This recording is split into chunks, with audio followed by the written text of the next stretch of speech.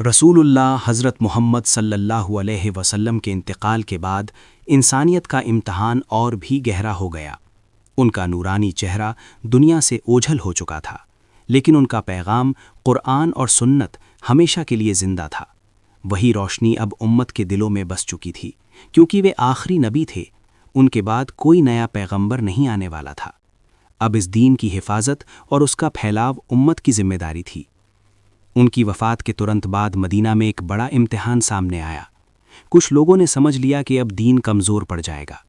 عرب کے کئی قبیلے بکھرنے لگے، کچھ لوگوں نے زکوٰۃ دینا بند کر دیا اور کچھ جھوٹے نبی بن کر سامنے آئے۔ یہ دور ردہ کے فتنوں کا تھا، لیکن اللہ نے امت کو ایک مضبوط رہنما دیا، حضرت ابو بکر صدیق رضی اللہ عنہ۔ انہوں نے ڈٹ کر اعلان کیا کہ چاہے حالات کیسے بھی ہوں، ہم رسول کے دین پر قائم رہیں گے۔ انہوں نے فتنوں کا مقابلہ کیا، بغاوتوں کو روکا اور اسلام کی بنیاد کو پھر سے مضبوط کیا۔ ان کے دور میں قرآن کو ایک جگہ اکٹھا کرایا گیا تاکہ وہ ہمیشہ کے لیے محفوظ رہے۔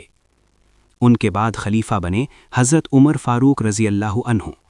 ان کا دور انصاف اور طاقت کا دور تھا۔ ان کے سمے میں اسلام کی سرحدیں بہت دور تک پھیل گئیں۔ شام، مصر، عراق اور فارس تک اسلام پہنچا۔ لوگوں کو انصاف ملا، ظلم کے نظام ٹوٹے۔ انہوں نے سکھایا کہ اصلی طاقت تلوار میں نہیں بلکہ اللہ کے دین پر اٹل رہنے میں ہے۔ پھر آئے تیسرے خلیفہ حضرت عثمان غنی رضی اللہ عنہ۔ ان کے سمے میں قرآن کو ایک نشچت لپی اور کرم میں تیار کر پورے اسلامی علاقوں میں بھیجا گیا، لیکن اسی دور میں اندرونی مت بھید بڑھنے لگے۔ جھوٹی شکایتیں اور سازشیں ہوئیں اور آخرکار انہیں شہید کر دیا گیا۔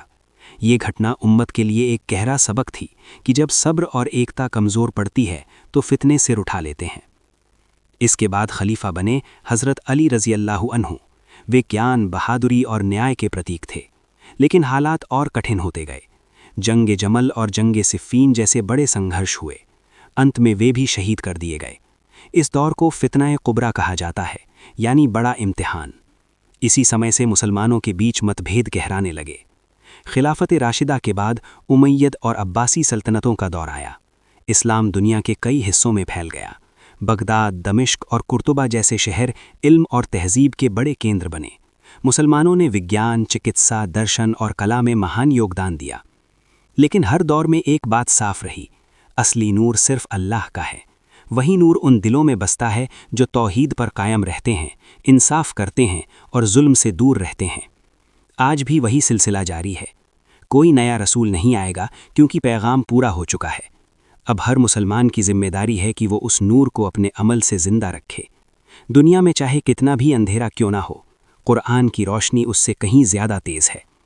ہر انسان کا امتحان یہی ہے کہ کیا وہ اس روشنی کو اپنائے گا یا دنیا کی چمک دمک میں کھو جائے گا۔